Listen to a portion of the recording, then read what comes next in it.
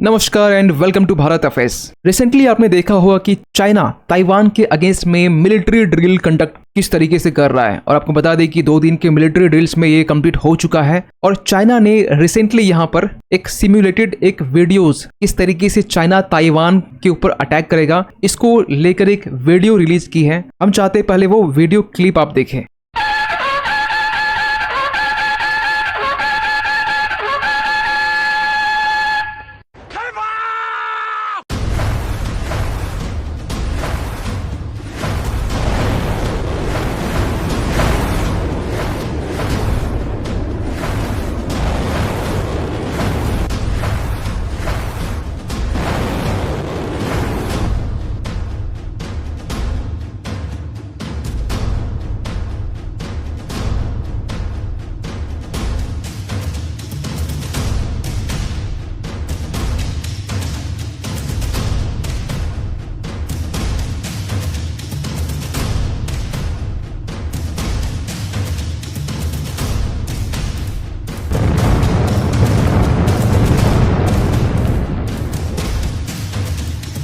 China जो है basically ऐसी वीडियो जो ये दिखाता है कि चाइना किस तरीके से ताइवान में अटैक करने वाला है, कैसे चाइना ताइवान को टारगेट करने वाला है, ये पहली बार नहीं है। आपको बता दें कि 2023 के टाइम में भी ये आर्टिकल पब्लिश हुए थे जहां पर चाइना ने एक सिम्युलेटेड वीडियोज उस वक्त भी जारी की गई थी और इसको लेकर जो वीडियोस है सोशल मीडिया प्लेटफॉर्म में बहुत ज्यादा वायरल हो रही थी। यही नहीं 2022 के टाइम में भी सेम चीजें रिपीट की गई थी। और ये जो कहानी है ना कि कैसे चाइना ताइवान के ऊपर अटैक करेगा, कैसा ये दृश्य होने वाला है, ये 2022 के टाइम से लेकर चाइना हर एक साल ये कंडक्ट कर रहा है। और 2024 में चाइना जो मिलिट्री कंडक्ट किया है इसे नाम दिया जॉइंट सॉर्ड का 2024 ए इसलिए क्योंकि यहाँ पर इसके और भी न्यू पार्ट आ सकते हैं। फिलहाल तो ये मई में है। एक्सपर्ट ये भी मान रहे हैं कि सितंबर अक्टूबर के टाइम में ये फिर से जॉइंट सॉर्ड 2024 बी ये कंडक्ट करने वाले हैं। खैर, जब ये मिलिट्री ड्रिल कंडक्ट की गई उसमें ये ऑब्जर्व किया गया कि चाइनीज एयरक्राफ्ट जो कि 49 थे, ऐसे 19 वेसल्स और 7 कोस्ट गार्ड वेसल्स जिसे डिटेक्ट किया गया है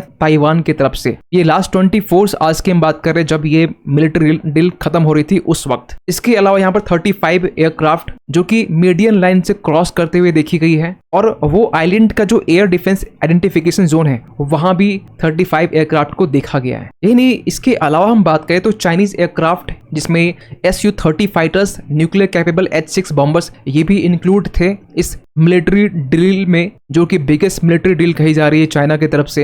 यानी इसके अलावा जो बाशी चैनल है जो कि ताइवान और फिलीपींस को सेपरेट करती है, यहाँ पर भी चाइनीज एयरक्राफ्ट और न्यूक्लियर कैपेबल H-6 बॉम्बर को देखा गया है। और ये ओपनली कह सकते हैं कि ये एक ब्लेटेंट प्रोवोकेशंस है वर्ल्ड ऑर्डर के लिए, क्योंकि ये डायरेक्टली चाइना ताइवान को कहीं उकसाने की कोशिश कर रहा है, प्रोवोक करने की कोशिश कर रहा है, क्योंकि चाइना इसके जरिए ताइवान को कंप्लीटली ये ब्लॉक करना चाहता है। क्योंकि 2022 में जब ये मिलिट्री ड्रिल स्टार्ट हुई थी, इसका पास्ट वर्जन, उस वक्त में जो ब्लॉकेड या फिर हम कह सकते हैं कि ताइवान की जो घेराबंदी की गई थी, जो मिलिट्री ड्रिल की गई थी, उस वक्त जो आप ये कलर जो देख पा रहे हैं व्हाइट में, ये जो कलर है यहाँ पर ही ओनली इनकी मिलिट्री जो ड्रिल थी वो कंडक्ट की गई थी। लेकिन अब इस टाइम यहाँ देखा जा रहा है कि ये एरियाज और भी बढ़ चुका है। आप समझ सकते हैं ये वाला जो एरिया है यहाँ पर भी एरियाज है, ये कंप्लीटली चाइना एक्सपेंड करता जा रहा है ताइवान को हर तरफ से 360 डिग्री से घेरने के लिए। और चाइना ऐसा इसलिए कर रहा है क्योंकि चाइना अपनी जो वन चाइना पॉलिसी है इसे प्रोपेगेट करना चाहता है। चाइना को ये कभी भी ये बर्दाश्त नहीं होगा कि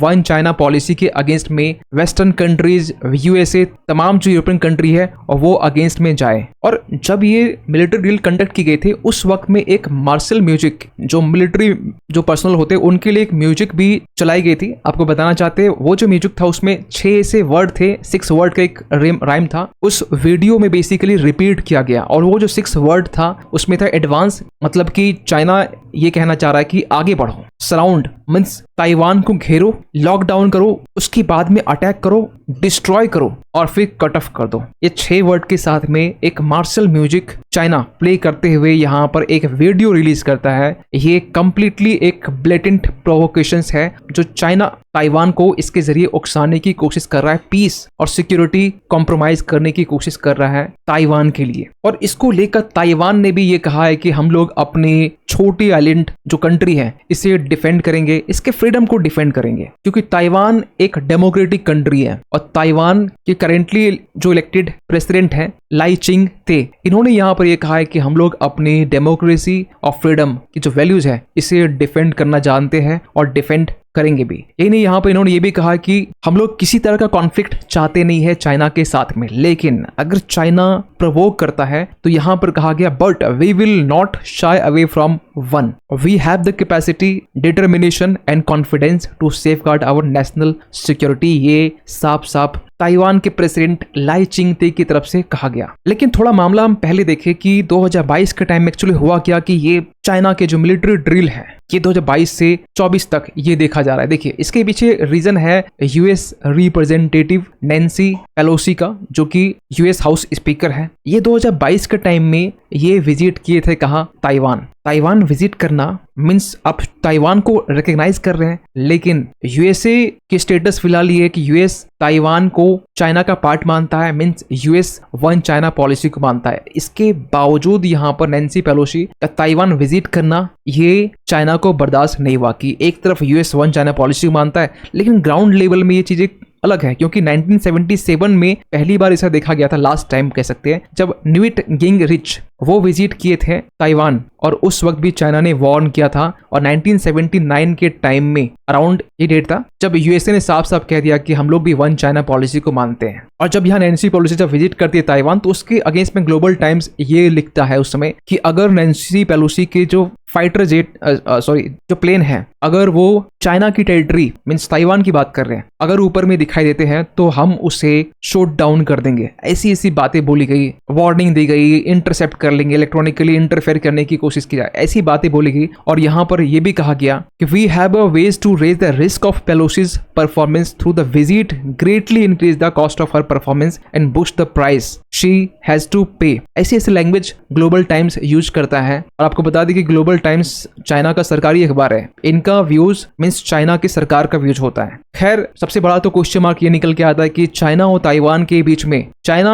का एक तरफ ये भी कहना है कि हम लोग डेफिनेटली हम लोग ताइवान को एक्वायर तो करेंगे, कब करेगा ये किसी को नहीं मालूम, लेकिन हाँ चाइना फोर्सफुली करेगा, ये कंफर्म है कि फोर्सफुली ही करना चाहेगा। और इसको लेकर क्या एक वॉर छिड़ सकती है, सबसे बड़ा एक क्वेश्चन मार्क निकल के आता है। और उसमें इंडिया का रोल क्या होने वाला है, क्योंकि इंडिया खासकर ताइवान के मुद्दे पे एक प्रिंसिपल डिस्टेंस मेंटेन करने की कोशिश करता है ताकि ताइवान के साथ में जो हमारा जो इकोनॉमिक रिलेशंस है वो बनता रहे। लेकिन क्या ताइवान को लेकर यूएस और चाइना के बीच में जंग छिड़ सकती है, ये क्वेश्चन मार्क निकलता है। बताइएगा इसको लेकर। और जाते जाते एक क्वेश्चन आप सभी के लिए कि हाल ही में एक रिसेंटली रिपोर्ट जो कि wild life institute of India की तरफ से रिलीज की गई, उसमें यह बताया गया कि मैक्सिमम नंबर ऑफ जो गैंगेटिक डॉल्फिन है इंडिया में वो किस स्टेट में है, आपको बताने हैं उत्तराखंड, उत्तर प्रदेश, बिहार या मध्य प्रदेश। सही आंसर कीजिए कमेंट सेक्शन पे, और इस पर भी आपकी क्या राय है वही बताइएगा। मिलते किसी अगली वीडियो में, तब तक के लिए थैंक यू सो मच।